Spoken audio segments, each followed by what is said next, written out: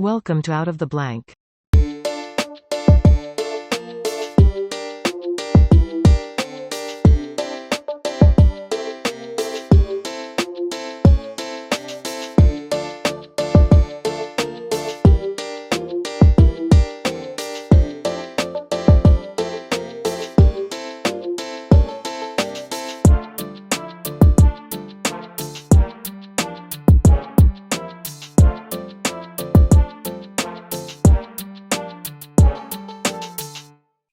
Welcome to another episode of Out of the Blank podcast. It's an exciting episode. Daniel, thank you for joining me on my show. Please educate me and the audience a little bit about yourself, and then we're going to get to the main topic, the beef and potatoes, or no, it's mashed. Wait, something like that. They say something with potatoes.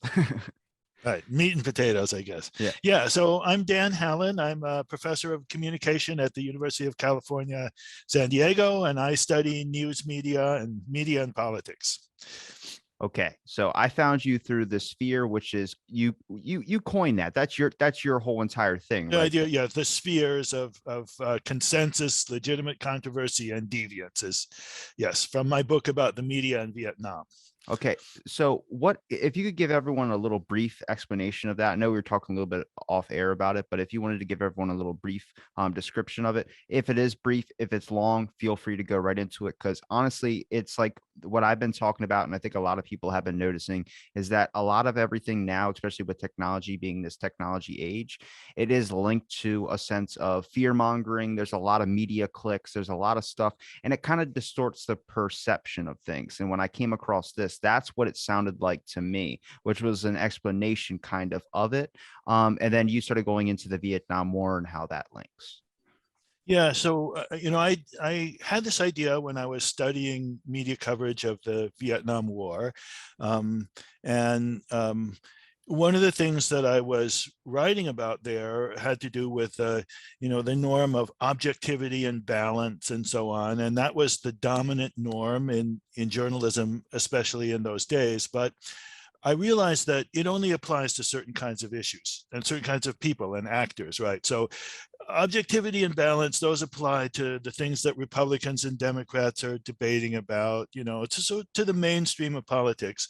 But in the case of Vietnam, in the early days of the war, particularly, anybody who opposed the Vietnam War was outside of that sphere, right? And the war itself was outside of it. So the war itself was a sphere of consensus event, and the journalists would often step out of objectivity to support the war effort and so on. And similarly, they'd step out of it to denounce the anti-war movement and others. So, and I think the way that people have picked up on my idea, particularly, is to emphasize the voices that are excluded, right? So, and in the time of Vietnam, there were a lot of voices excluded, right? I mean, the sphere of legitimate controversy was pretty narrow by our current standards, and so the anti-war movement was excluded, and lots of other, a lot of the movements that eventually would become big in the late 60s and early 70s, those points of view were absolutely excluded from the media. Now, but I would say that, so I don't know if you want to follow up on that and ask a little about Vietnam, and then we can, jump up to today. Things are pretty different today, but yeah, with deviants, for instance, so deviants were people that were against the war. So there was a general consensus of people that were in agreement of the Vietnam War, because that seems kind of opposite of how it is today, where everyone's against the war in a sense. But it seems like the major forces are the people that are orchestrating the whole entire war efforts in a sense. But I get it with propaganda back in during Vietnam times and all that as well too. There was a lot of information that wasn't being given to the public, even with the media as well too, or the media just wasn't really reporting on certain aspects of it. But it was, honestly, I wouldn't say it paved the way, but there was a lot of stuff, even with JFK as well too, where there was media coverage on that was kind of back and forth. It seemed like everyone wanted this type of idea of a Cuban or to get Castro out of office, when really JFK was actually trying to stop the war efforts, from what I've heard from Oliver Stone's documentary and all that as well too. But people call him I don't Yeah, I don't buy Oliver Stone's Okay. theory about that. Sorry, but yeah, because I mean, there's a lot of documentation of the decision making on Vietnam, and Kennedy was not trying to get us out of it. I'm sorry. He had doubts about it, but he acted pretty much the same as all of the others. But and the point that I was making here is that in those days, the support for the Vietnam War, it was just part of the general Cold War consensus, right? The Republicans agreed and the Democrats agreed, and it was something that you just couldn't question.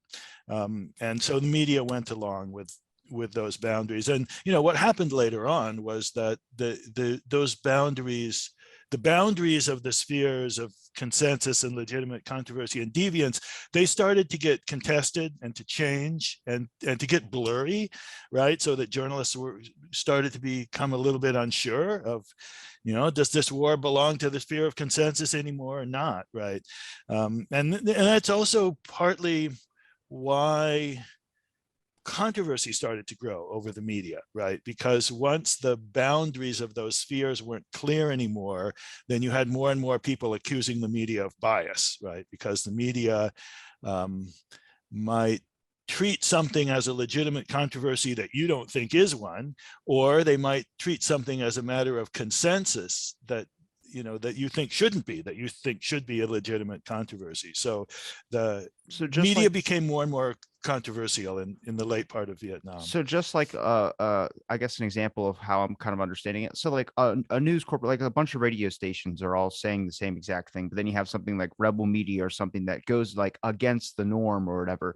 That kind of leaked into the system, and then you see this kind of whole shift of people questioning the media in general on the basis of what are they reporting, rather than like where controversy starts to become more of like a consensus type thing. It's good for media clicks. It's good to make people stir up and have different sides. Like everyone loves a red and blue or a left and right type deal.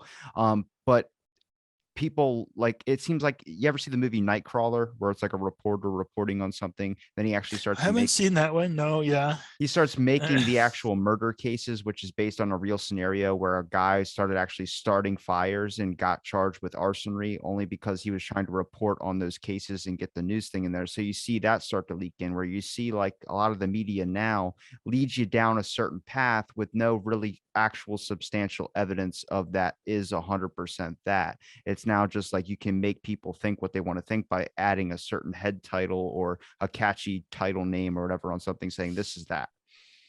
Yeah, I mean that's more of a that's something that's grown recently with the development of the internet, that kind of media that has a lot of stuff that's really not reality based. In the case of in the Vietnam era, there was a lot of news that was misleading, but it wasn't usually because the journalists were like making things up or stretching the truth. It was because their sources in the government were giving them bad information, were covering things up, right? Or they were following the general consensus, and that consensus was just not taking into account big aspects of reality.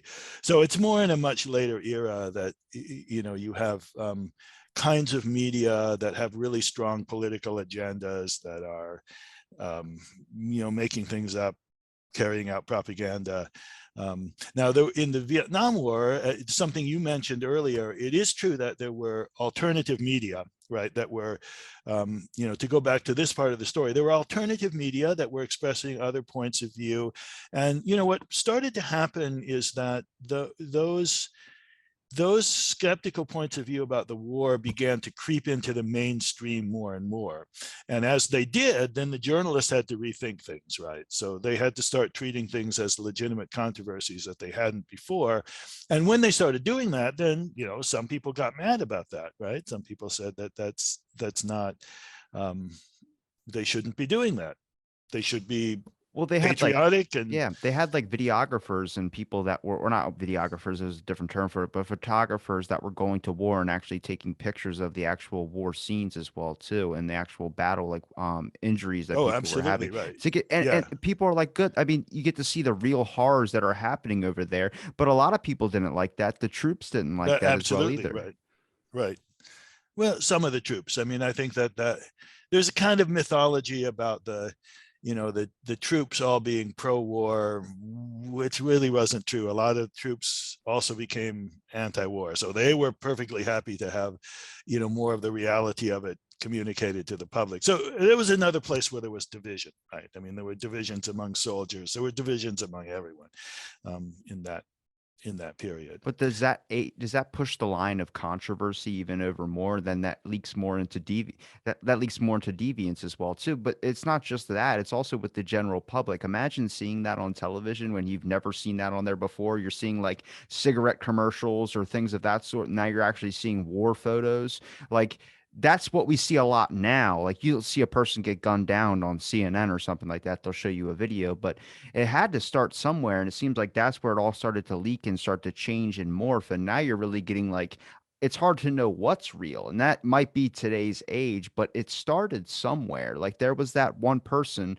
who had an idea, and now that idea has become the template in a sense of making profit. Is a lot of it is scaring people, not like so scared to where you never want to leave your home in a sense, but scaring you enough like buy this up now before it's gone. You're never going to see it again. It's like that's a lot of how titles are placed today. And that feels like it might have started with. That's why when I came across this fear, I was like, if this is about the Vietnam War thing, look what happens generationally, like a decentralization in a sense. Usually that's a 20-year process. But if we just talk about the overall change in history, they're I guess, spoken ratifications of things. If you start playing dirty, like how the movie industry started, it all used to be films you couldn't ever display sex, and then French entertainment came over, and next thing you know, there were theaters designed for it. Now we see that normally on screen. Like that's the evolution of it. And I feel like that Oh yeah, line gets drawn. that's an interesting observation. That's a kind of an I was thinking more strictly of politics, but it is true that in a more general way, media show us a lot of things they didn't show us before. So in television, there used to be this idea that you always had to have the least objectionable programming, right? That wouldn't offend Yeah. anybody in the audience. And that changed um, in more or less the 90s, late 80s, early 90s. And it changed because television became more competitive and more fragmented, right? So you had the rise of cable TV, and you had more networks, Fox, and then other networks.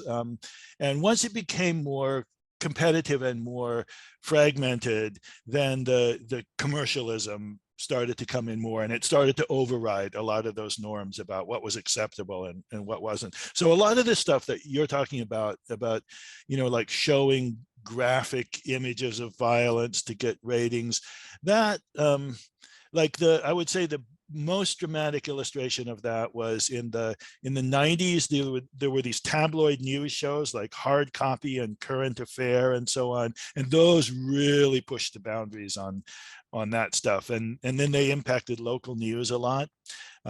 So yeah, there was a big change that took place It's in like why I don't in like that era. Jerry Springer is because I feel like he Right. opened So up. Jerry Springer Yeah. is absolutely part of that. Yeah, Right. he That's opened right. up the door So for just people to right. be Mm-hmm. insane on television, basically, and it be acceptable as well too, and entertaining. But I mean, if you look at like, let's take an event that happened in history where every single station was reporting on it, 9/11. Like every TV was focused on that general thing, and the public has never seen that. And that's a close action account of something that happened on our shores.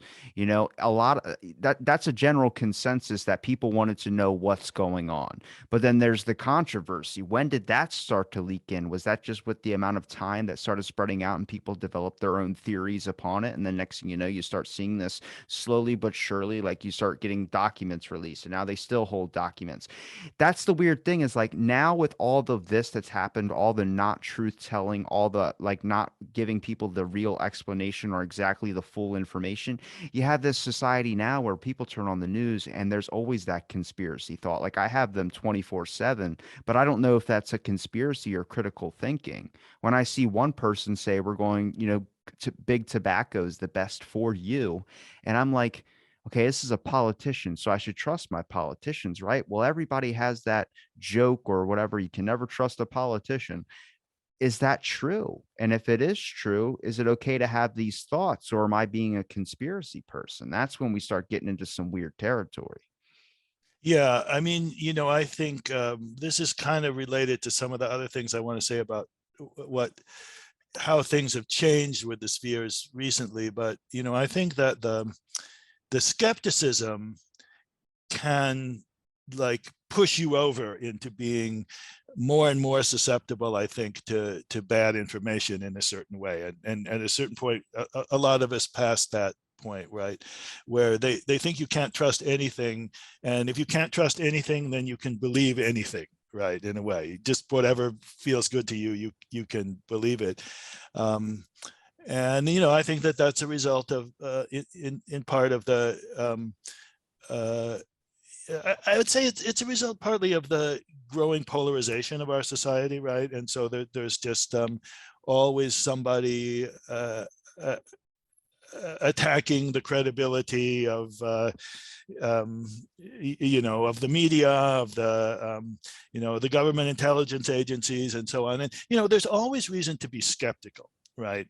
But you also have to look for good evidence of things, and not just and not just assume that you can't believe anything, so therefore you can just make up whatever you want. It's like what I was saying about Oliver Stone and JFK. Okay, there's all kinds of things to be skeptical about the Vietnam War, obviously. But there's also a documentary record and a history that you can have access to. And if you're going to make claims about, what Kennedy's relation with the military or something like that is, you have to ground it. I mean, we have all these documents that were released from inside there, right? There's the Pentagon Papers were leaked by Daniel Ellsberg, and Pentagon Papers have like all the detail, all the But memos it's that were it's that sent. word though, that word leaked. That word leaked makes you think that someone had to go and send that out, like a whistleblower had to release that information. So if He they've hit, did, yeah, that's who he was. but He was a whistleblower. if they hid that, what makes them not hiding more? Like what else is there to be found? And that's what makes people, and once that door for skepticism opens up, you start leading down this thing where you start being paranoid 24/7. And that's kind of the Well, okay. Well, society we're in. that's what I'm saying is dangerous. That is the society that we're in, or a lot of us. But I think that the solution to that is not to be skeptical of everything, right? But the solution to it is to try and follow the good information. And in the case like that, there's as I say, there's just all this documentary record there that people can go through. So there's no need to have big speculations and Yeah. and so on. Things can be grounded. And I would also say I'm somebody who, when I started my career studying the media, I was part of the movement of trying to debunk the media, right, and show that even though they pretended to be objective, of course, news can't literally be objective, and there's all kinds of ways in which they're subject to manipulation by government officials and their sources, and they reflect the dominant assumptions of a time and all of that. But I think that a lot of us, now that we've moved into this kind of post-truth era of skepticism about everything, a lot of us are kind of pushing back the other way on that and saying, yeah, you should be skeptical and you should understand all the forces that shape, how the news is presented. But those surviving professional journalists who are still there, they are in a lot of ways the best source of information that we have, right? And you don't believe everything you see in there, but you better pay attention to what they're saying, and you better be grateful that they're out there looking into things, because often nobody else is. I was a good example of that would be, all of the stories that were done this fall about the civilian casualties caused by the U.S. air war in Afghanistan and Syria. And it's something, it's interesting to think about given what's going on now in Ukraine.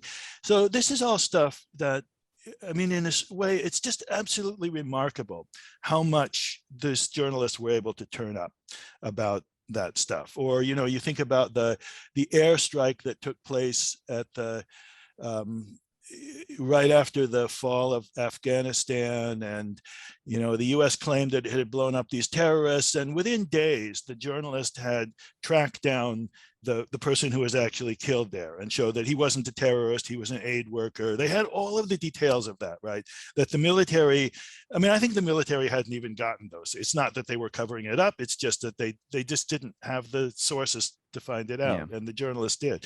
So those journalists there, they're providing us a lot of really good information that we need to pay attention to, which doesn't mean that we don't have our own interpretations of it or that we believe everything that's in there. But boy, there's a lot of good information there. Well, I have a couple of issues that I wouldn't get your thoughts on. Is that, like, for me, I get labeled a conspiracy person yeah, I would just say a conspiracy person. But honestly, I think it's a form of critical thinking, because I just never expect someone to choose more personal over a business aspect.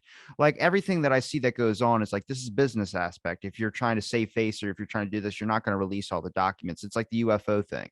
Like, that thing's just like weird in itself, that they're doing public talks and talking about UFOs for the general public to see. It seems like a distraction in a sense. Now, I have that thought. Now, that doesn't mean I'm going to act and say everything's a conspiracy. No, but the word controversy, or the word this, is supposed to be like not really generally accepted by the general public. But now that gets mashed in with conspiracy, and the whole word conspiracy just seems like it's absorbed every single thing. And in my opinion, if you look anywhere on the media is journalism, to me, is dead. Not that, like, there's real journalism, there used to be, but now anybody can call themselves a journalist if they have a blog.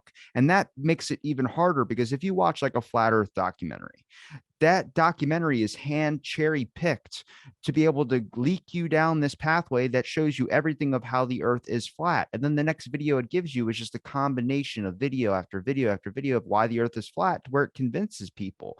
There's not like a general consensus to branch out and try and decipher information for yourself anymore. And I feel like back in the day, that was what you did. Well, so I mean, one of the things that I often say when people ask me about the spheres today is, I think that in the past, people use that concept to say, look at all of the things that the media are excluding from discussion, right? That they are not considering a legitimate controversy. And there's kind of an assumption that the sphere of consensus should be really tiny and we should talk about everything as a controversy. But I think we're starting to see more and more now that, yeah, there are some things where it's good that there be consensus, right? It's good that people can agree on the reality of certain things, and then we can go forward and deal with this problem, right? So the pandemic would be an example of that, right? I mean, it's crazy that got politicized in the way that it was. It's a public health emergency, right? It's the kind of thing that in the old days, people would say, okay, well, this is not about politics here. We're just gonna, this is a threat to the community, and we're gonna pay attention to what the doctors say about this, and we're gonna do what we need to do. And, today there's this tendency to try and make everything a controversy. So, I think we can see that it's not, it's legitimate for some things to be treated as part of the sphere of consensus.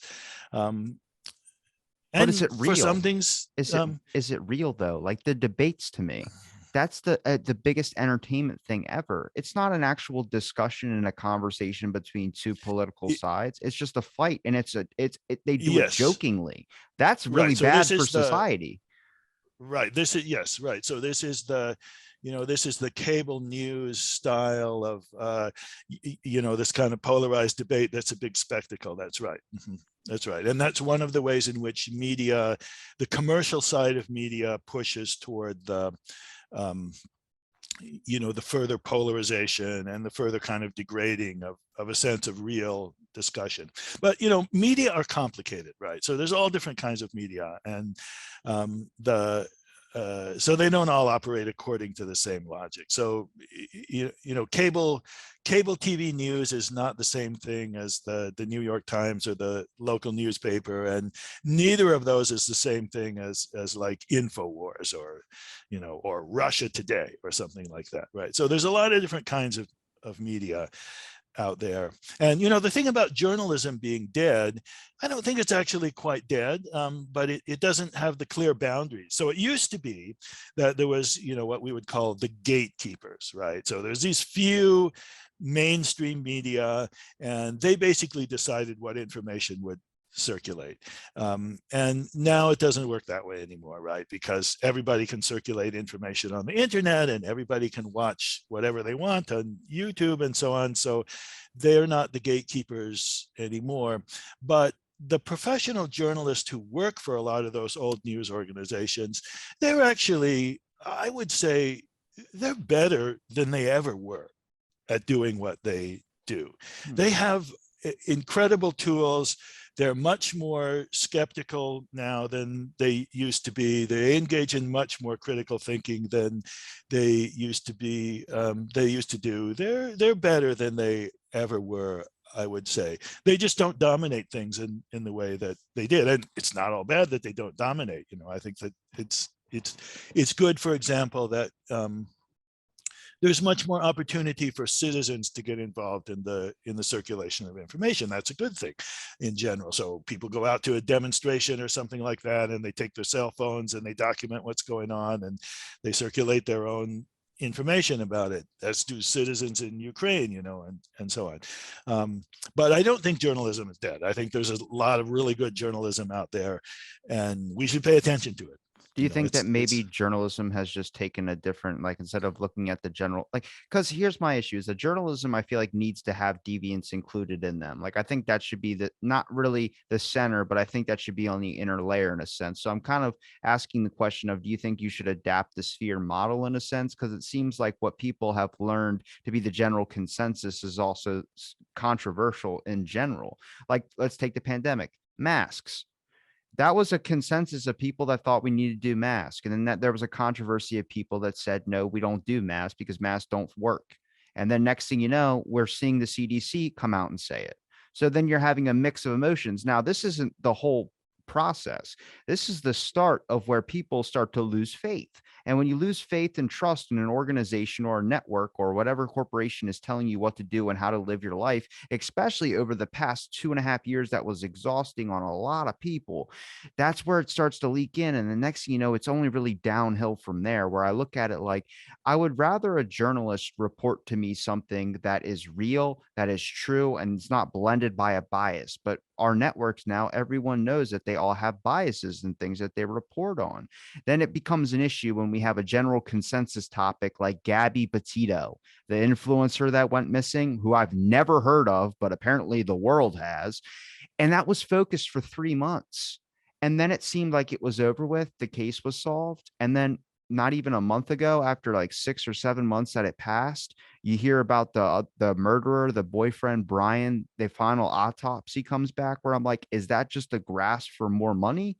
Like, are you guys trying to pick up a narrative again, even though it's dead? Like, that's the weird thing, is where I'm like, I wonder, not it affecting me, but down the line, like, who's that going to open up the door for? If you can start being able to do crazy things on news networks, where now no one's going to take that as face value, and they go to journalism on the internet, which is good for the internet, that a person who really, like, I've talked to some people who say climate change doesn't exist, and they've got a lot of like reports and clear data and all this type of stuff, taking accounts from people that people have said something.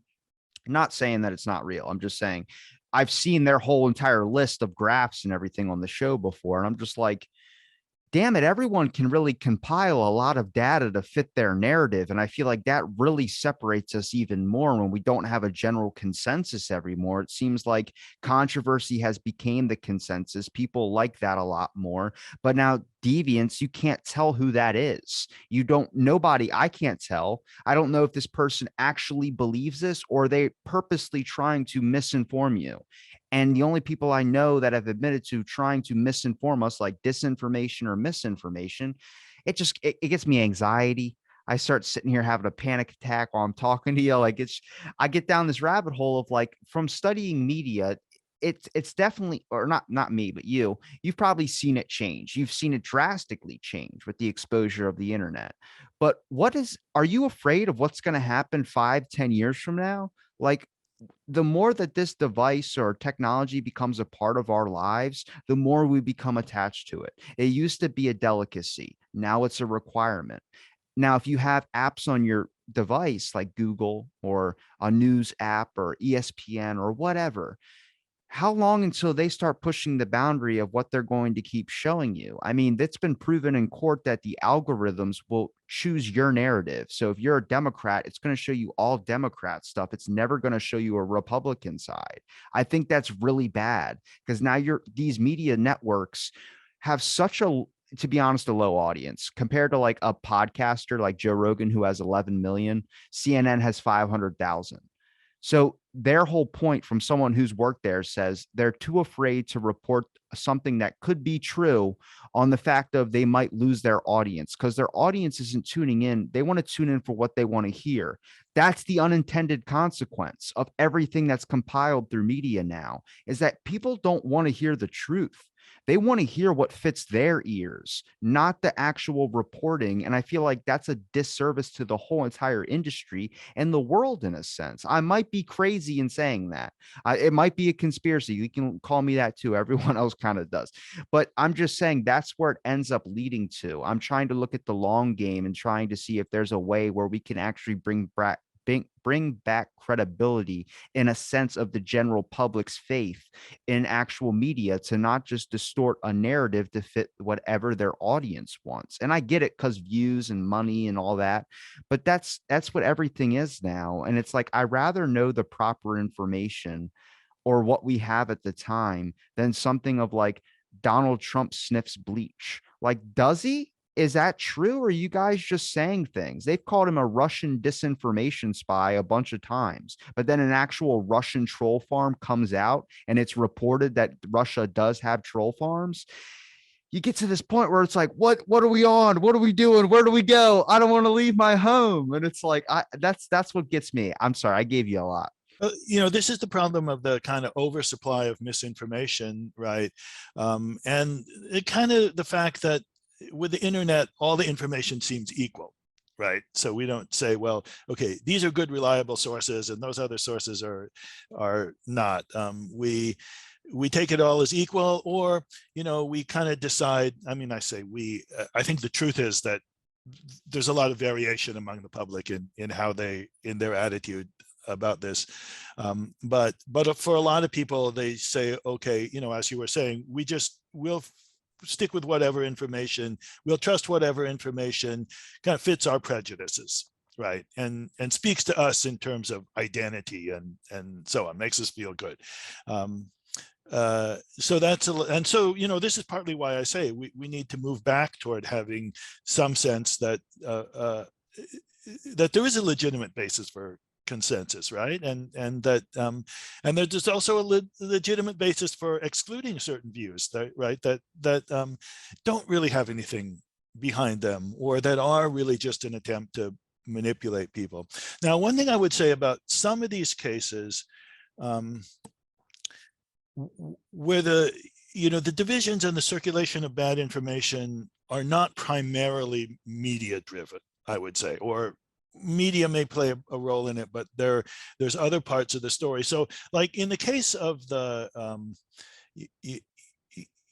the pandemic and masks and things like that, I think that was driven above all by politicians, right, for whom Trump, first of all, but others for whom the divisions were an opportunity to make to gain political advantage. I mean, this is a strategy of politics, is to divide people, right? It's one of the standard strategies of politics, is to divide people.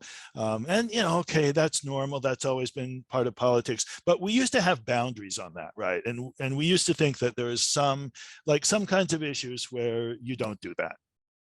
You put that one aside. And one would think that public health would be one of those. Now, one other thing I would say about the masks and all of that stuff is that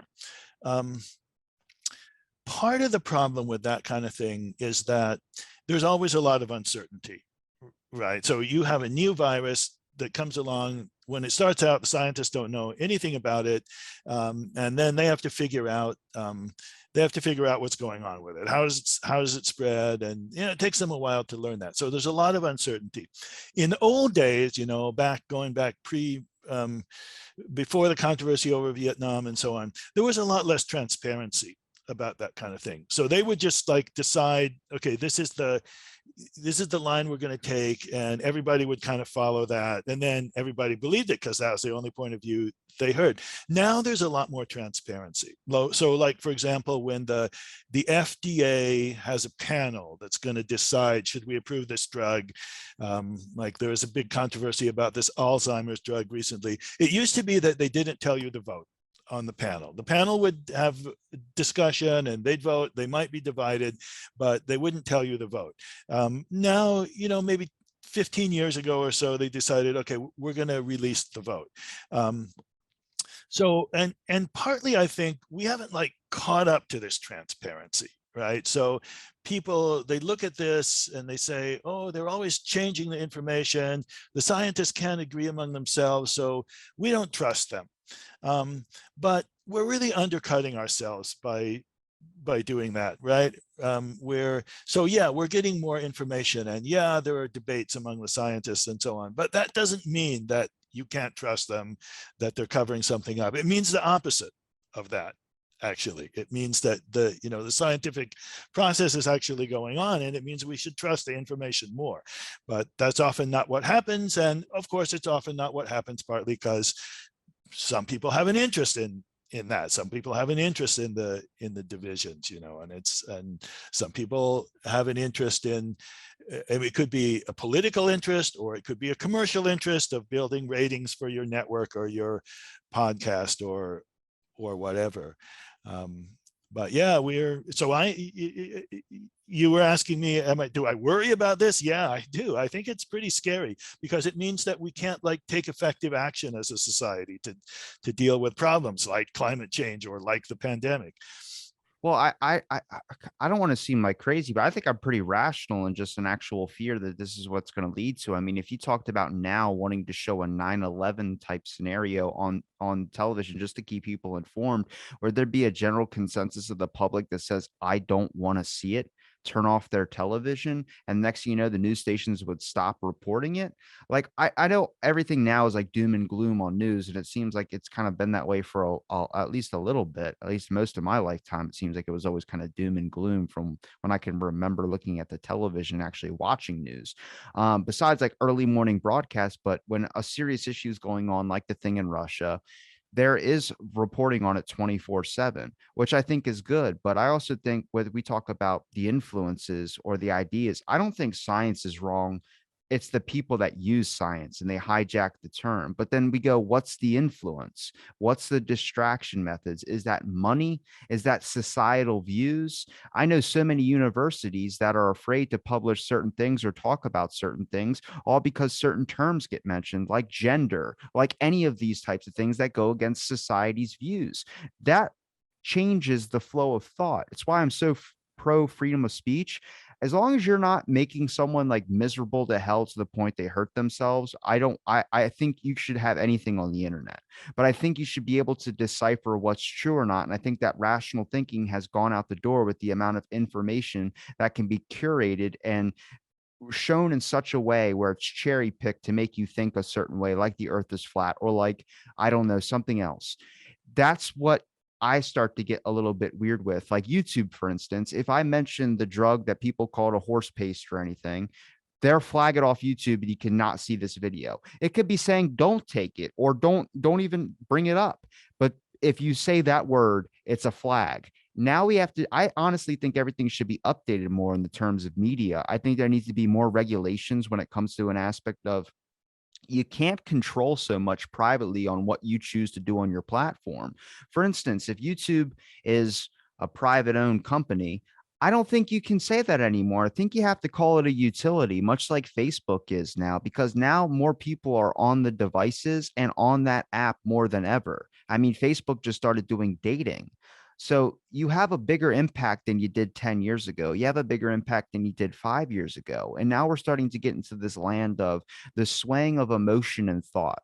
You're now letting people decipher their own decisions based on what you choose to let them see. For instance, I shouldn't be seeing on Twitter a trending hashtag of Saki. And I'm like, what's Saki trending for? Because the one dude, whoever his name is, that keeps asking her questions, she like shut him down. And everyone's like, that's right. And they're just calling this guy an onslaught of names.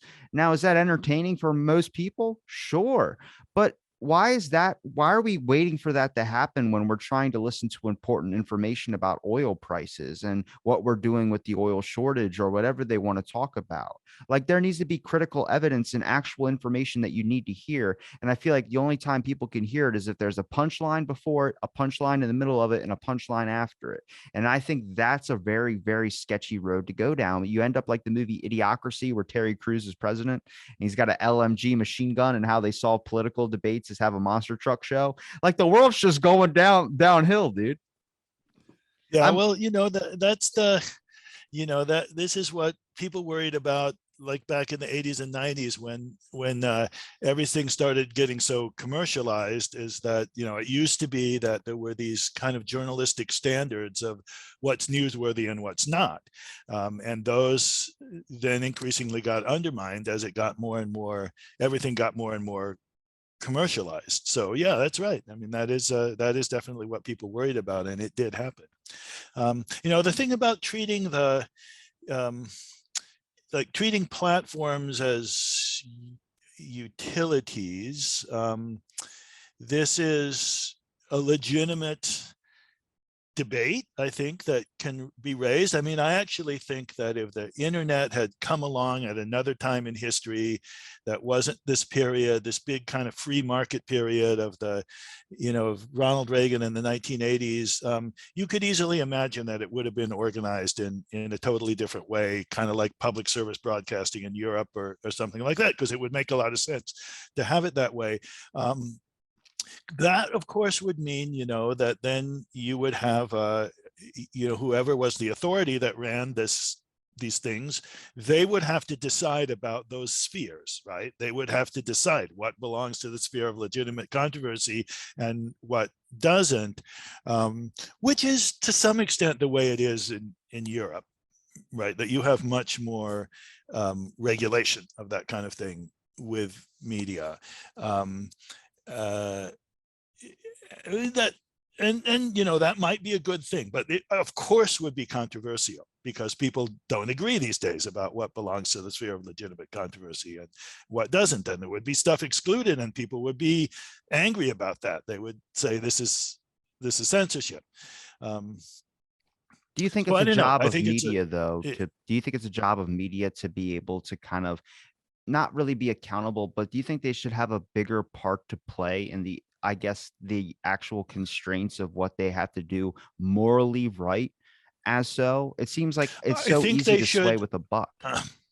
Right. So I think that they should be expected to act in a responsible manner, right? So there was this, this is the debate that's like gone up and down in American history over a long period of time. And particularly, there was a time in like the 1930s, 40s, when there were big debates about this kind of thing. It's kind of like the early days of radio propaganda and that kind of thing. And there were also a lot of controversies about, like the owners of newspapers kind of using them as their political tools and so on. And so there was a big push to say, yeah, freedom of the press, that's good, but you powerful individuals who own this press, who have a whole lot more power to decide what circulates than other people, you have to exercise some degree of responsibility. And what happened with that was that you did have this kind of professional culture of journalism that got established that was based on that idea, right? That was based on the idea that, okay, yes, the people who run the news media, the editors and so on, they have a responsibility to sort out the good information from the bad information, and also to make decisions about what's actually accurate, and to make decisions about what's responsible and grounded, and also what's really newsworthy and what's not.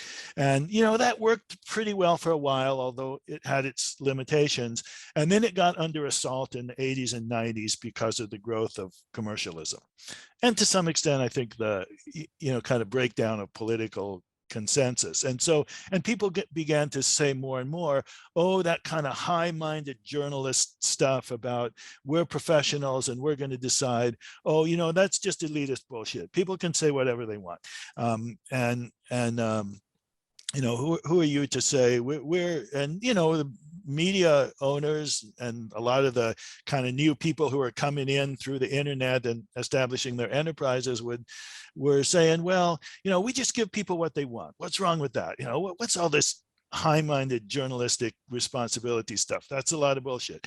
And we're just giving people what they want. And what's wrong with that? That's the free market. That's how it's supposed to work. And people don't know what they want. That's the thing. That is a big problem, right? It's crazy because, like, for my my show, for instance, like when you ever see anything about opinions, there's no category for that on Spotify. There's no category for that on anything. My show's listed under comedy. I've had people stop and go, I don't know if I want to do your show because it's comedy.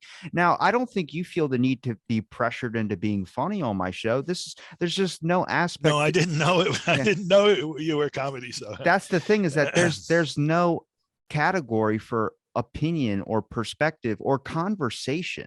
And I'm like, that's the issue, is that we don't raise all the same, I guess, ships with the tide. We choose certain ones that we want to leverage. If you're doing an interview, it can only be film interviews or these types of things that they put you in that category. This isn't any of those. And that's not saying my show is like this rare thing. No, that's with anything. People can't, there's not a lot of like people listening to information that is reported or saying, like when I see The View, when I see Ellen, when I see whatever, they're interviews, but they're categorized as like everything that they say is fact rather than just a conversational platform. Like you're about to tune into talk radio. There's a section for that, talk radio, but there's biases littered with that as well too. But I think there needs to be an actual disclaimer and a category. If you're going to have these networks like the news networks, they're not really net news. They're more conversational platforms reporting on a certain idea. It's kind of like a historian going back through time and reporting a history about a certain thing. They're going to see a bunch of evidence and they're going to do a podcast episode on it. Well, there's going to be someone that's going to comment who's studied another part to that and go, you forgot this, you forgot that. I did a 6-hour 9/11 episode and I had 4 people included into it. And I was still getting criticisms about things that I missed. And I thought I hit almost at least most of them. I told them in the beginning I wasn't going to be able to cover it all. That's the thing, is like, you don't see that. Like, that's kind of how media is. Like, media kind of reports on things, but they only research. You can only research a certain amount of things. Someone's going to come in with a whole nother perspective that just blows yours off to the side. But there's not that idea out there. It's that what this person is reporting is 100% the clear evidence. So when someone does find something that was not incorporated into that, let's say you forgot a sentence or you forgot one of your cue cards, they feel like you're lying to them. And that now they have a conspiracy rabbit hole that they jump down, that news is now not just being manipulated, but news is choosing what they want to do. And then in a sense, that is kind of true. So you get to this point of like, you have a lot of people like myself who are young and they just are looking to where the hell do we go? And I think it's fascinating because it's only going to keep going downhill unless we recognize and we make it more, I would say, not as inclusive as it, or is it? Yeah, it's inclusive. We should make it more inclusive, not exclusive. It seems like you only fit certain narratives and you only check those boxes because that's the template that works. Like Call of Duty, it's the same game over and over again. They just change the time period. That's what the news networks are. They're saying the same thing, but reporting it in different ways. And I think that's a disservice to not only media, but future generations who are going to come up knowing all of this. Like, you have a insight on history that I don't know about because I wasn't alive to experience that. You knew this evolution of the internet and media. I was born in it. I was at the cusp of the beginning of the internet. So it's like, I'm only 24. So this was all I knew. I've watched it evolve and develop in the MP3 player, CD player, whatever. But you were there when it wasn't any of that. So you knew the old school style of journalism, but kids growing up now are only going to know all these opinion pieces or all these types of things out there that get Yeah, well, labeled as this is why such. I push my students to, um, also read those mainstream media and experience what that's like. And one other thing that I would say is that part of what I think helps a lot, and part of what I try to do when I teach, is to explain to people how um, real journalism actually works, right? How you go about doing that. Because I think when you understand how it actually works, you understand the ways in which it can go wrong, but you also understand the kind of constraints that they have, that are the basis for trusting it. So I was actually having a conversation with two journalists a few days ago. I had organized a book talk by a journalist, and these two journalists were who cover military affairs. They were talking afterwards, and they were kind of going through, in the military, there's a big problem because people aren't supposed to talk to you, right? And because the military is just very secretive. It's really hard to get the information. And they were explaining, what goes into getting a story that you can actually report, a lot of which has to do with, there'll be all these people who will talk to you, but they'll say, I'm sorry, I can't go on the record. You can't quote me directly. And there's a whole lot of stuff that they can't report because they can't get anybody to go on the record. And then, maybe finally they do. And then and then they have a story. Until then, they don't. And, I think that when you understand how that process works, like the process of actually documenting a story enough so that you can actually use it, then that gives you more of a basis for separating out the stuff that's just people giving their opinions and the stuff that's actually grounded reporting, that you can take some faith in. And it's not like something couldn't go wrong with that process, because there's very often things that kind of get left out in the way they narrate it, just because you can't include everything, and everybody's got like their idea of what's important. And it could even turn out that one of the sources wasn't telling you something right, but it's still, there's a kind of discipline in doing that kind of reporting and in the proper way. And so this is why I say journalism isn't dead. There are still people doing real journalism. It's partly just that there's so much other stuff out there that floods, that people may pay more attention to than they do to the real journalism. But real journalism is really there, and okay, let's pay attention to it. Do you think it should be highlighted more than the ones that just get all the clicks and views? It seems like if you're reporting about. Well, okay, so that's part of this controversy about the platforms, right? And so that's what some people are saying. They're saying, how come it is that when you look at what the Facebook algorithm turns out, it's all this junk, that's politically motivated and that's demonstrably false, and the real reporting doesn't rise to the top. But then, of course, what happens is if the platforms say, well, yeah, okay, we'll intervene in the algorithm to put the higher quality information at the top, then people are going to scream and say that's censorship. And so that's partly why when the internet came along, we all had this, we kind of imagined, oh, it's going to be this really decentralized thing, the real free market of ideas. Of course, it didn't turn out that way, right? So internet is really super centralized, actually, with these huge companies, way bigger than any media Google. that we ever, Google and Facebook. They're way bigger than any media that ever existed as powers that control the flow of information.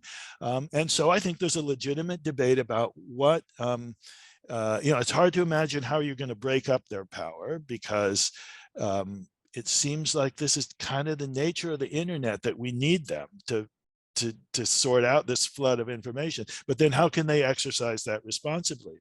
Yeah, and how can we navigate in that kind of environment where we depend on those platforms? It's a tricky thing. I don't think anybody has a the right answer to that. Do you think with enough time that you're going to have to eventually adapt the model that you made, the sphere model, to be able to fit a different thing? It seems like, Well, yeah. So part of the problem with that model is that um, in the days that I was writing about, when the media system was so centralized, you could say that there was like one set of spheres for the whole society. Now everybody has their own, right? The people, Fox News has its idea of what's the sphere of consensus and legitimate controversy and deviance, and the mainstream media have a different idea. And the more left-wing media like Daily Kos or Young Turks or something like that, they have a different idea of it. And so there's not like one overall set of spheres for the whole society and for everyone. It's much more contested. So it's a lot harder to think it through in that way. it's a great model, though. I'd get a tattoo of it if I could. Yeah, it's still him. I never thought of that, having a tattoo of it. Well, maybe you should get a tattoo of it. I Send me a will. picture if you Yeah. do.